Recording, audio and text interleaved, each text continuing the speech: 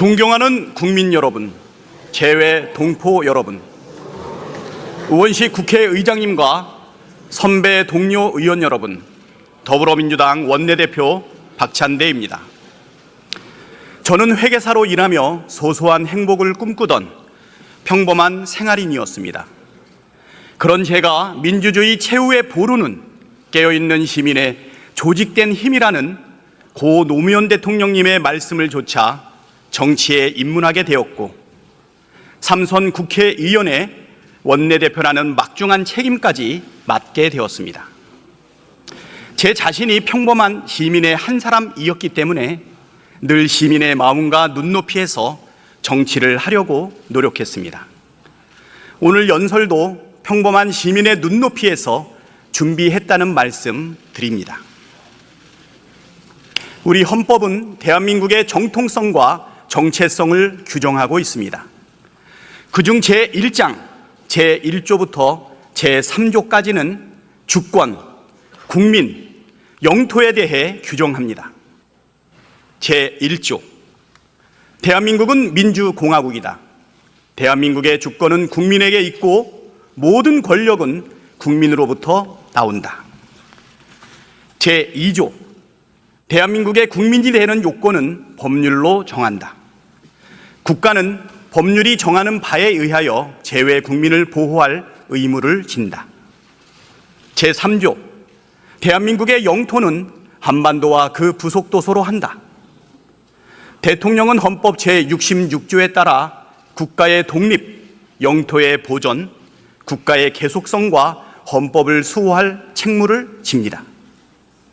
헌법 제69조에 따라 대통령은 취임식에서 다음과 같이 선서합니다. 나는 헌법을 준수하고 국가를 보위하며 조국의 평화적 통일과 국민의 자유와 복리의 증진 및 민족 문화의 창달에 노력하여 대통령으로서의 직책을 성실히 수행할 것을 국민 앞에 엄숙히 선서합니다. 윤석열 대통령도 역시 선서를 했습니다. 그런데 작금의 현실은 어떻습니까? 윤석열 대통령은 헌법을 준수하고 있습니까? 국가의 독립과 영토의 보전, 국가의 계속성을 수호하고 있습니까? 평범한 시민의 한 사람으로서, 정치인의 한 사람으로서 질문하지 않을 수 없습니다. 헌법이 유린당하고 있습니다. 유구한 역사와 전통에 빛나는 우리 대한국민은 3.1운동으로 건립된 대한민국 임시정부의 법통과 불의에 항거한 4.19 민주 이념을 계승하고로 시작하는 헌법 전문을 부정하는 자들이 공직을 장악하고 있습니다. 헌법을 수호해야 할 책무가 있는 대통령이 헌법을 부정하는 자들을 공직에 임명하는 반헌법적 상황이 벌어지고 있습니다. 친일파 명예회복을 주장하는 자를 독립기념관장에 앉히고 일제강점기에 우리 국민이 일본 국적이었다 주장하는 자를 노동부 장관에 임명했습니다. 영토 침탈, 야욕을 감추지 않는 일본에 항의는커녕 일본 제국주의의 상징인 우길기 사용을 공식 인정한 국방부 장관을 안보실장으로 임명했습니다. 그래놓고 대통령은 나는 아무것도 모른다 발뺌하고 있습니다. 이게 정상입니까? 우리 영토인 독도지역이는 어떻습니까? 군 정신교재의 독도를 분쟁지역이라고 표현했습니다. 독도 방어훈련을 비공개로 전환하고 동해를 일본해로 표기해도 방치합니다. 지하철 역사와 정쟁기념관에서 독도 조형물이 소리 소문 없이 사라졌습니다. 이런 상황에서 대한민국 헌법을 준수해야 될 대통령은 무엇을 하고 있습니까? 대통령이 헌법을 부정하는 것이 아니라면 결자 해지해야 합니다. 대한민국 정통성과 정체성을 부정하는 독립기념관장 김형석과 고용노동부 장관 김문수, 이 두 명의 반국가관을 가진 공직자를 즉각 해임함으로써 헌법 수호의 책무를 다하겠다는 의지를 보여주길 촉구합니다. 윤석열 정부 출범 2년 4개월이 지났습니다. 그 사이에 대한민국은 총체적 위기를 겪고 있습니다. 국민 안전, 민생 경제, 민주주의, 한반도의 평화가 위기에 빠졌고 헌정 질서마저 위험에 처했습니다. 첫째, 국민 안전은 버림받았습니다. 2022년 8월 8일 서울 신림동의 반지하에 살고 있던 세 모녀가 폭우에 차오른 집에서 미처 빠져나오지 못해 숨지는 참사가 발생했습니다. 두 달 뒤인 10월 29일 서울 용산구 이태원에서 일어난 참사로 159명이 목숨을 잃었습니다. 2023년 7월 15일 충북 청주시 오송읍 궁평 2 지하차도 터널 구간이 침수되면서 터널에 갇힌 14명이 숨졌습니다. 이 모든 참사를 관통하는 것은 무대책, 무능력, 그리고 무책임입니다. 사전 대책은 허술했거나 존재하지 않았고 사후 대응은 무능력의 극치였으며 아무도 책임지는 사람이 없었습니다. 참사를 대하는 대통령과 정부의 태도는 국가와 정부에 대한 신뢰를 산산조각냈고 국민을 각자 도생의 길로 내몰았습니다. 참사는 현재 진행형입니다. 2024년 9월 현재 심각한 의료 대란이 현실화되고 있습니다. 응급실을 찾지 못해 뺑뺑이를 돌다 숨지는 환자가 발생하고 있고 그 빈도가 잦아지고 있습니다.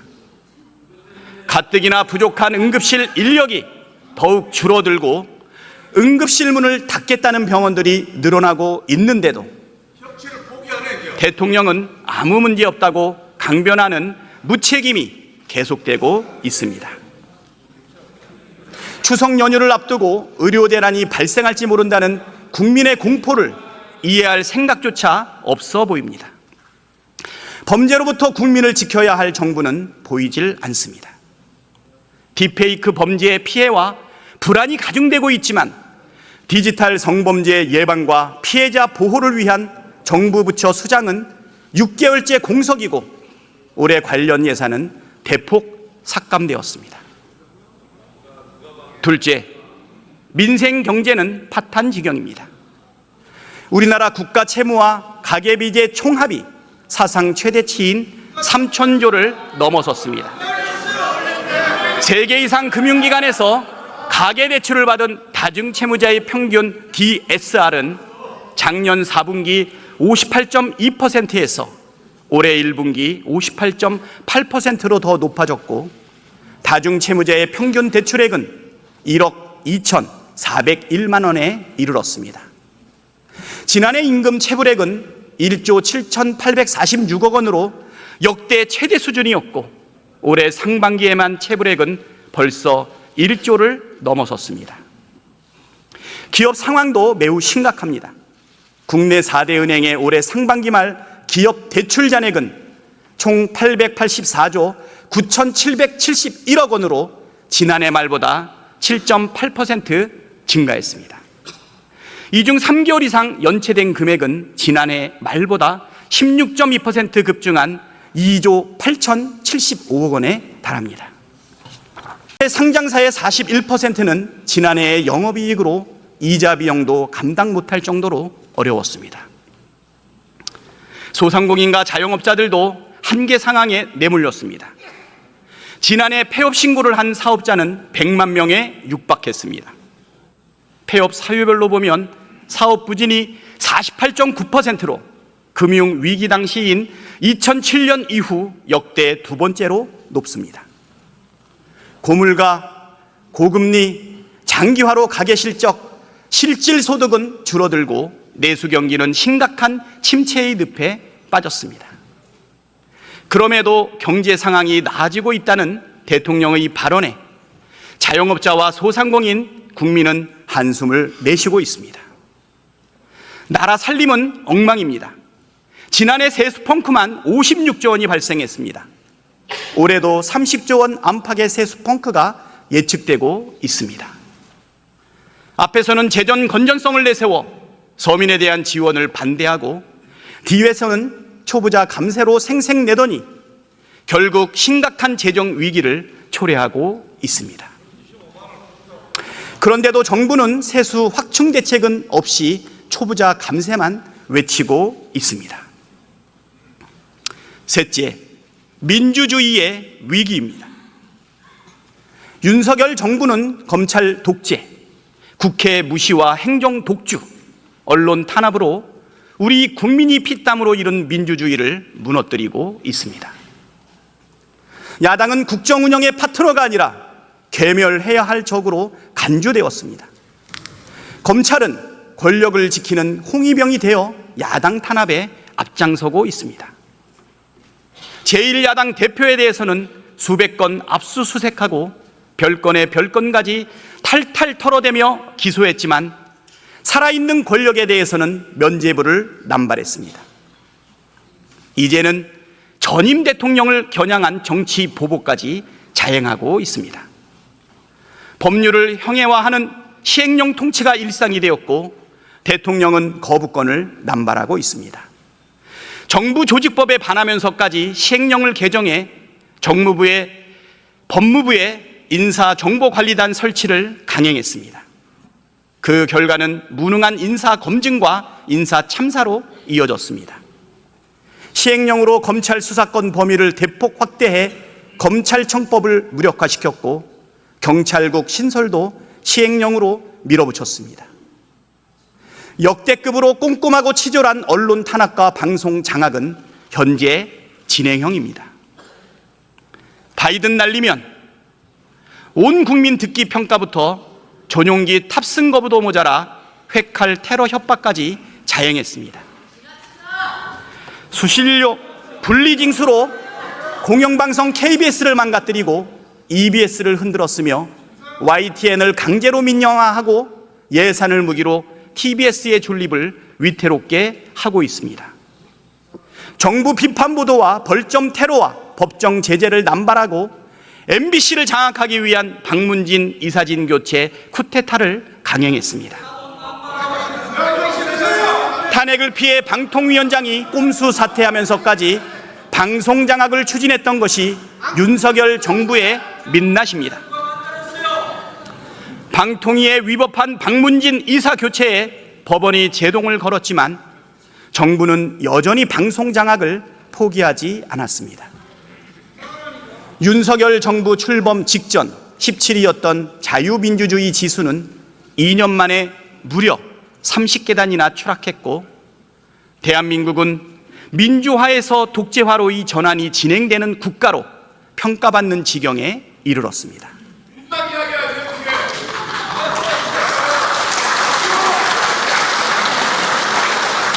넷째, 한반도 평화가 위기입니다. 국익 중심의 실용 외교를 하라는 야당과 전문가들의 충고를 무시한 윤석열 정부의 외교와 안보 정책은 국익을 훼손하고 국민을 위험에 빠뜨렸습니다.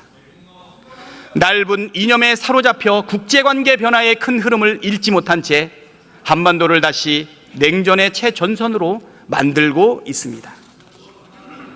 이념과 극단 논리를 앞세운 진영 외교는 남과 북을 더욱 갈라놓았고 한반도 평화를 위한 노력은 삽시간의 물거품이 되었습니다.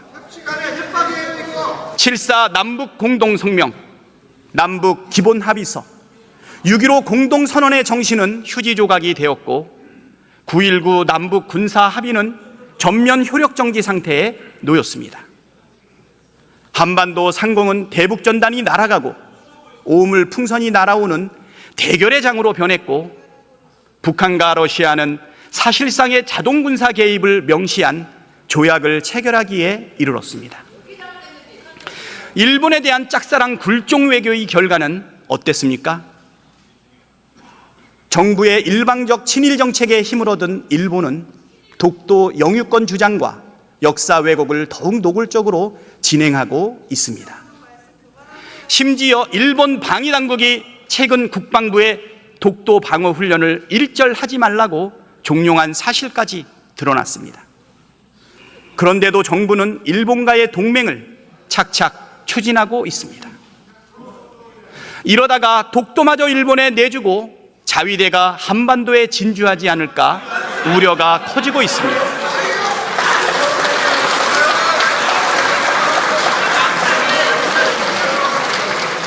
다섯째, 헌정 질서의 위기입니다. 도둑을 경찰서장에 임명하고서 치안에 아무 문제가 없다고 한다면 누구도 믿지 않을 것입니다. 헌법을 대놓고 부정하는 인사들을 공직자로 임명한 것은 그 자체로 국가의 정통성과 정체성을 부정하는 행위입니다. 대통령이 말한 반국가 세력에 실체가 있다면 바로 친일을 미화하고 식민 지배를 정당화하며 헌법을 부정하는 세력일 것입니다. 그런데도 헌법 수호에 책무를 지는 대통령은 문제의 심각성조차 인식하지 못하고 있습니다. 한쪽에서는 야당과 싸우라고 독려하면서 한쪽에서는 대화와 타협을 말하는 분열적 사고, 말과 행동이 전혀 다른 표리부동, 경노할 줄만 알았지 책임질 줄 모르는 무책임, 남의 말은 절대 듣지 않는 독선과 불통의 리더십이 대한민국과 국민이 직면한 위기의 근본 원인입니다.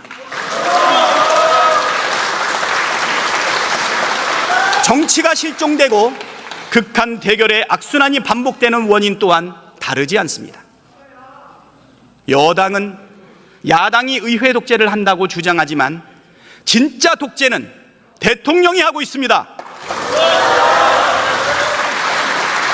대통령 임기가 절반도 채 지나지 않았는데 벌써 21회나 거부권을 행사했습니다. 이승만을 제외한 역대 최다 거부권 행사입니다. 10개 원내 정당 가운데 7개 정당이 압도적으로 찬성 의결한 법안도 대통령이 일방적으로 거부하고 있습니다. 대통령 입맛에 맞는 법안만 통과시키겠다는 것은 민주주의가 아닙니다. 대통령의 거부권이 상수가 된 현실은 어느 모로 보나 정상적이질 않습니다.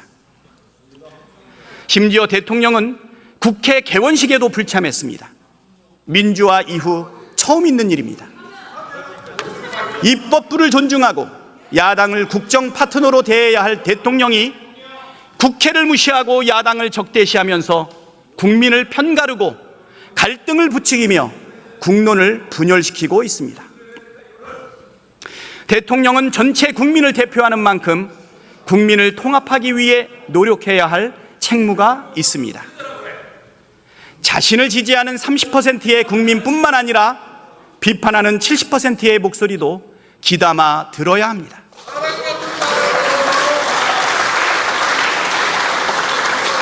우리 국민께서는 윤석열 정부, 정확히는 윤석열 대통령을 단호하게 심판하셨습니다. 범야권 192석, 사상 첫 야당 단독 과반이라는 총선 결과는 국정기조를 완전히 바꾸라는 준엄한 명령이자 민심을 외면하고 국민을 겁박하는 대통령에 대한 회초리였습니다. 그러나 대통령은 전혀 변하지 않았습니다. 오히려 보란듯이 민심을 거역하며 역주행하고 있습니다.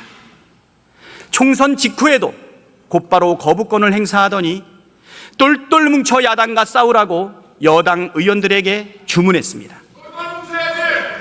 대통령이 거부한 것은 민심이고 대통령이 싸우라고 하는 대상은 국민입니다. 순천자 흥, 역천자 망이라고 했습니다. 민심은 권력이라는 배를 띄우기도 하지만 성나면 배를 뒤집습니다. 우리 국민은 불의한 권력을 그냥 두고 보지 않았습니다. 계속해서 민심을 거역한다면 윤석열 대통령도 결국 불행한 전철을 밟게 될 것입니다.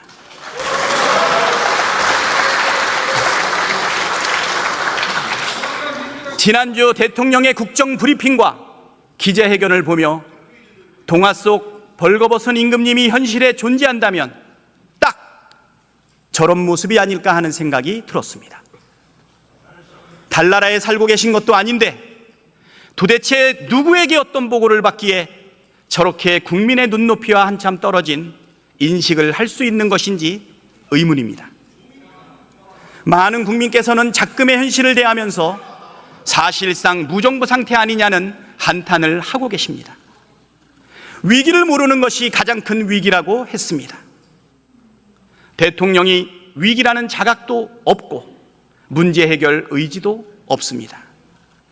대통령과 정부가 제 역할을 전혀 하지 못하고 있는 지금 피해를 보고 있는 것은 국민입니다.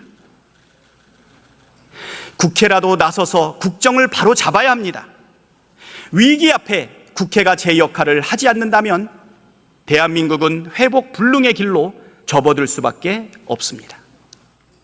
대통령의 폭주에 민주주의가 무너지고 일상이 위협받는 시대에 국회가 나라와 국민의 삶을 지키는 든든한 버팀목이 되어야 합니다. 정부의 실정을 견제하고 국민이 더 나은 삶을 누리도록 하는 것이 국회가 해야 할 역할입니다. 엊그제 11년 만에 여야 대표회담이 열렸습니다. 다소 아쉬움은 있지만 실종된 정치를 복원하기 위한 국회 차원의 노력이 시작되었다는 점에서 긍정적으로 생각합니다.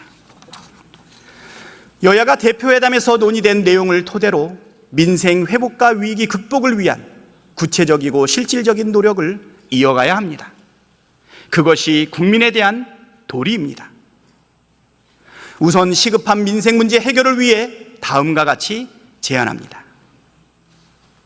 첫째, 의료 대란 해결을 위한 여야의 비상협의체를 제안합니다. 지금 이 순간에도 환자들이 응급실을 찾아 뺑뺑이를 돌고 있습니다.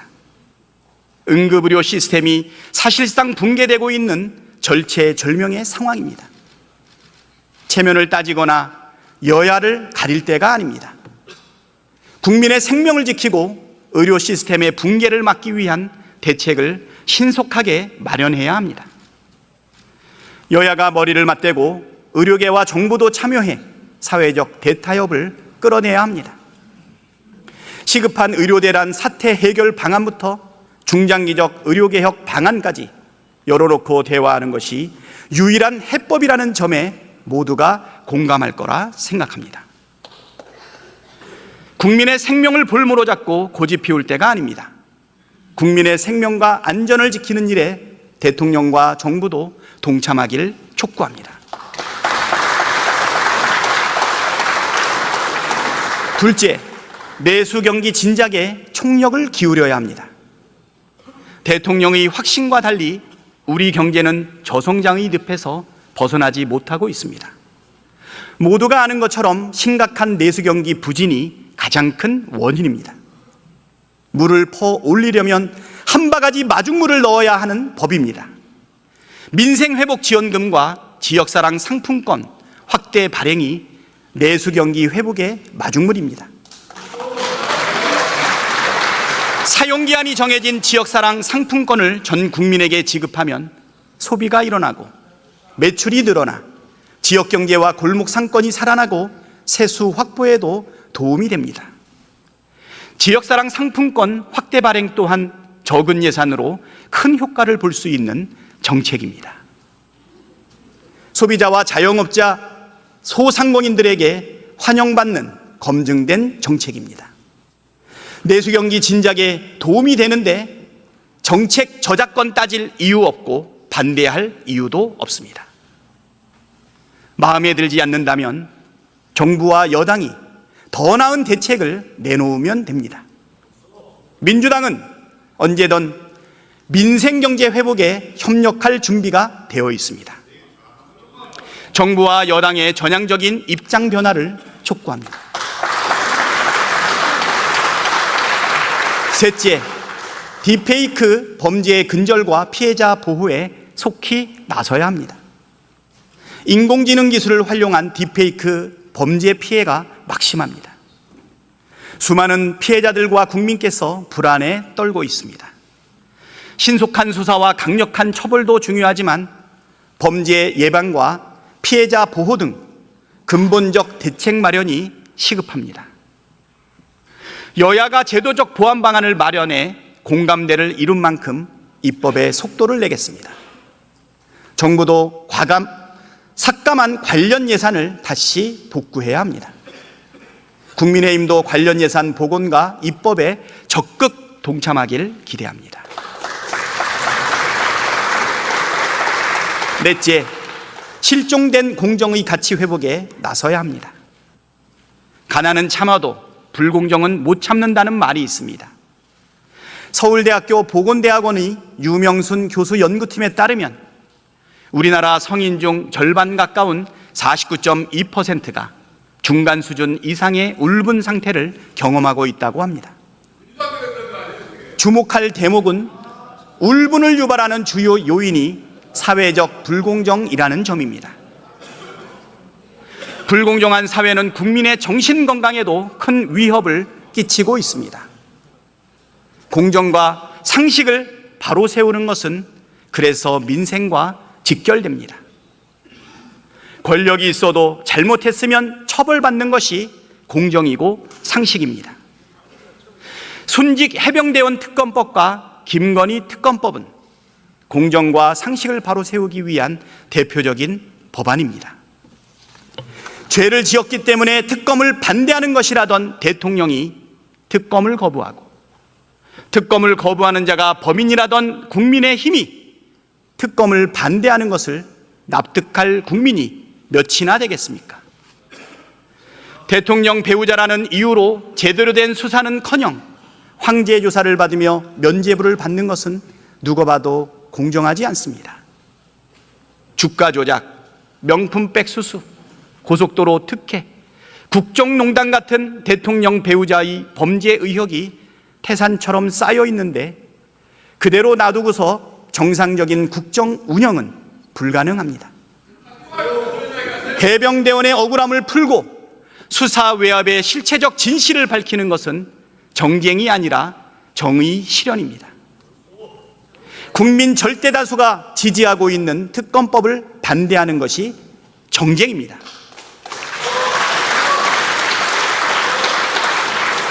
진실을 밝히고 정의를 세우기 위해 민주당은 제3자 추천안을 수용하겠다는 대승적 결단을 내렸습니다. 이제 한동훈 대표가 국민과의 약속을 지킬 차례입니다. 검찰 개혁도 법치를 바로 세우고 권력 사유화를 막기 위한 필수 과제입니다. 21대 국회에서 검찰 개혁을 완수하지 못한 후과가 너무 큽니다. 정치적 중립성을 지켜야 될 검찰이 정치 권력으로 군림하며 유검무죄, 무검유죄의 세상을 만들었습니다. 검찰 개혁을 신속하게 완수하는 것이 국민과 나라를 위한 길입니다. 이 자리를 빌어 국민의힘에 당부합니다. 국민의힘은 여당 이전의 입법부의 일원입니다. 국민의 대표인 국회의원에게 제일 중요한 것은 용산의 마음도 일본의 마음도 아닌 국민의 마음입니다. 국회의 입법권과 삼권 분립의 헌법 정신이 심각하게 침해받고 있는 민주주의 위기의 시대에 입법부의 일원으로서 대통령과 행정부의 독단과 독선을 견제하는 데 나서 주십시오. 대통령의 거부권 남발을 비판하고 민심을 정확하게 전달해 잘못된 국정을 바로잡을 수 있도록 용기를 내어 주십시오. 그것이 나라와 국민을 위한 바른 길이자 보수의 몰락을 막는 유일한 길이라는 사실을 명심해 주십시오.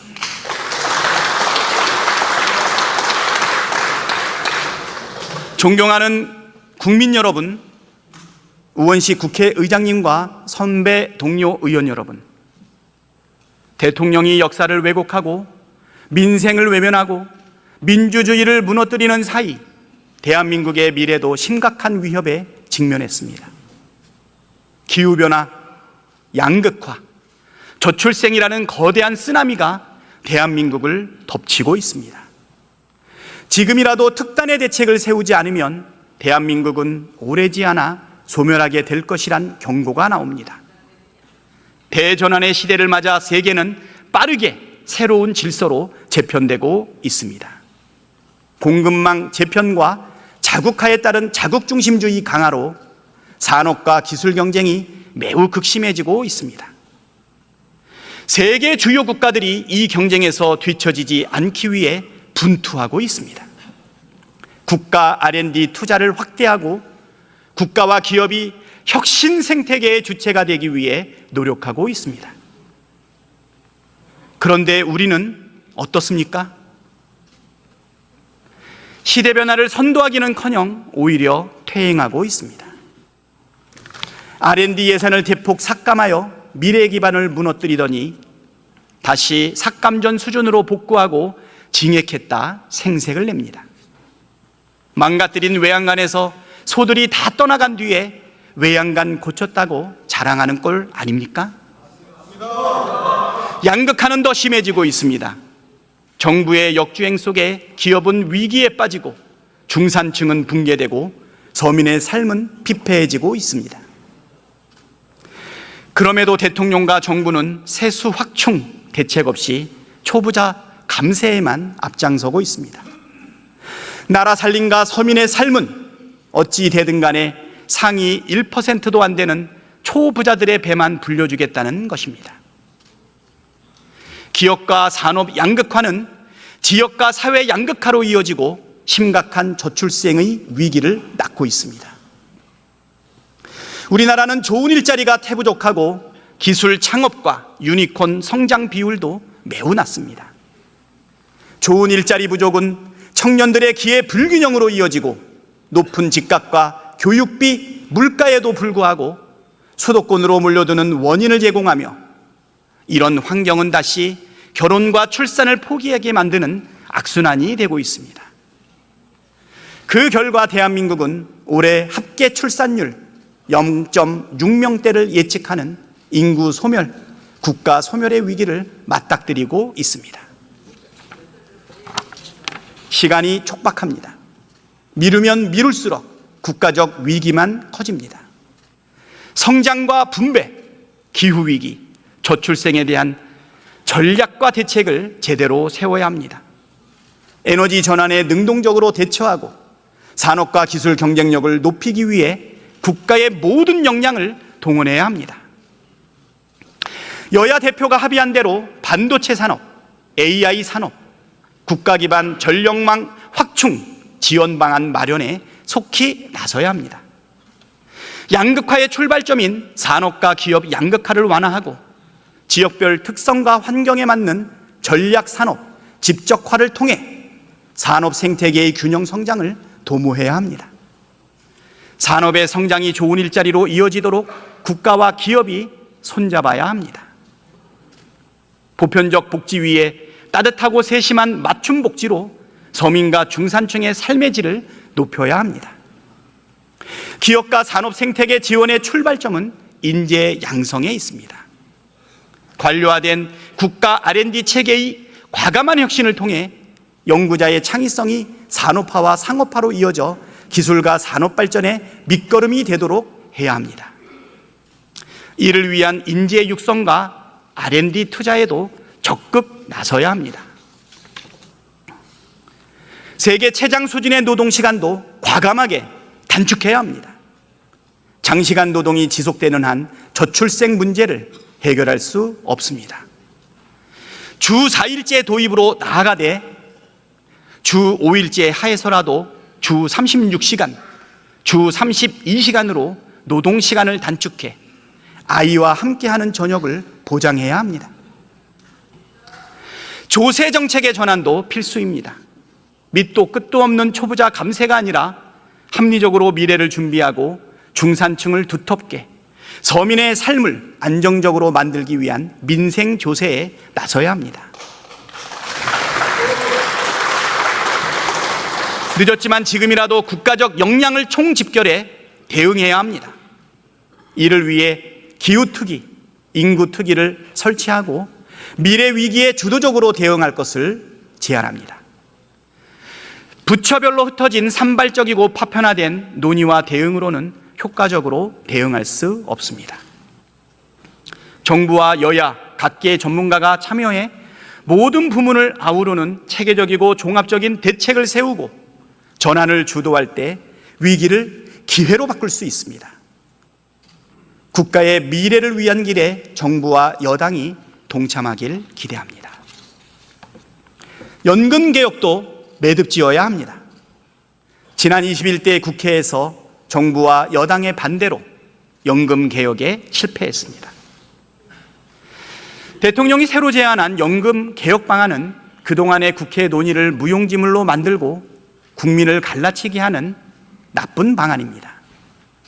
국민의 노후와 미래 세대의 삶이 걸려있는 만큼 모든 국민이 납득 가능한 방안을 만드는 데 힘을 기울여야 합니다. 개헌도 속도를 내야 합니다. 87년 체제에 멈춰있는 헌법을 시대에 맞게 고치자는 논의는 오래전부터 나왔지만 번번이 정치적 입장차를 좁히지 못한 채 정쟁화되며 불발되었습니다. 한꺼번에 바꾸는 것이 어렵다면 합의 가능한 것부터 순차적으로 바꿔가는 지혜를 발휘합시다. 5.18 정신 헌법 전문수록, 대통령 4년 중임제, 결선 투표제 도입은 합의 가능한 만큼 22대 국회에서 이것부터 개정합시다. 늦어도 내후년 지방선거 때까지 개헌을 완료할 수 있길 기대합니다. 존경하는 우원식 국회의장님과 선배 동료 의원 여러분, 지난달 13일 전남 장성의 한 중학교 급식실에서 에어컨을 설치하던 20대 청년이 폭염에 쓰러져 숨졌습니다.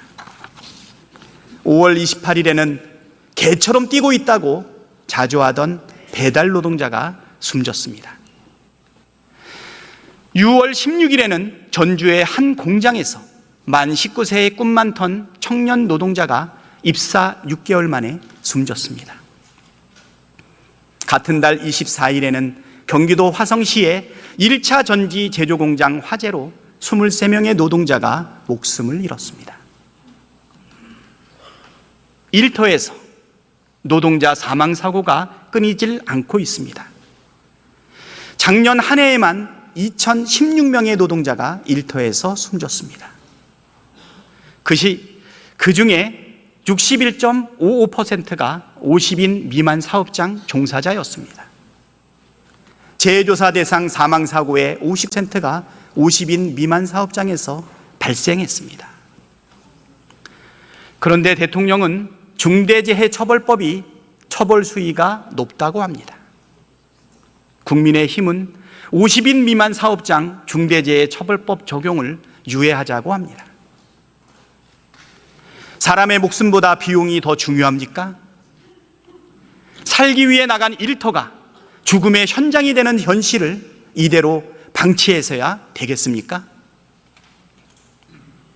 대통령과 국민의힘은 입장을 철회해 주십시오.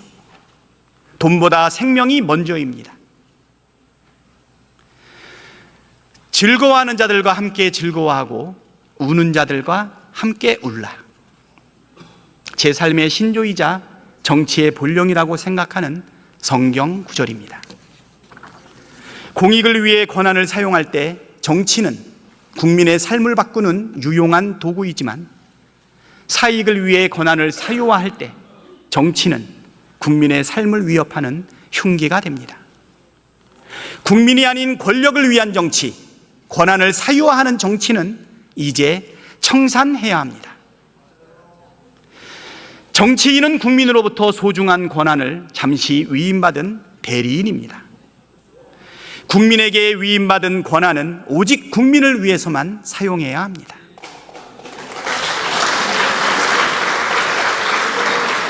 그 기준은 헌법입니다. 헌법 정신으로 돌아가야 합니다. 주권자인 국민을 대변하는 정치, 주권자인 국민을 위한 정치를 해야 합니다. 그럴 때 정치에 대한 신뢰가 싹트고 국민의 삶이 개선되고 나라의 미래가 밝아질 것입니다. 민주당은 언제나 국민 곁에 있겠습니다. 국민과 함께 즐거워하고 국민과 함께 울겠습니다. 국민의 삶을 지키는 길에 무너진 민주주의를 일으켜 세우고 대한민국의 미래를 열어가는 길에 진력하겠습니다. 감사합니다.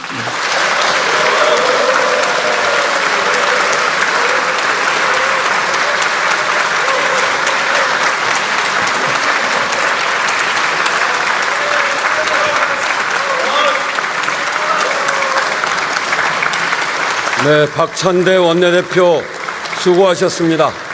오늘 회의는 이것으로 마치겠습니다. 사내를 선포합니다.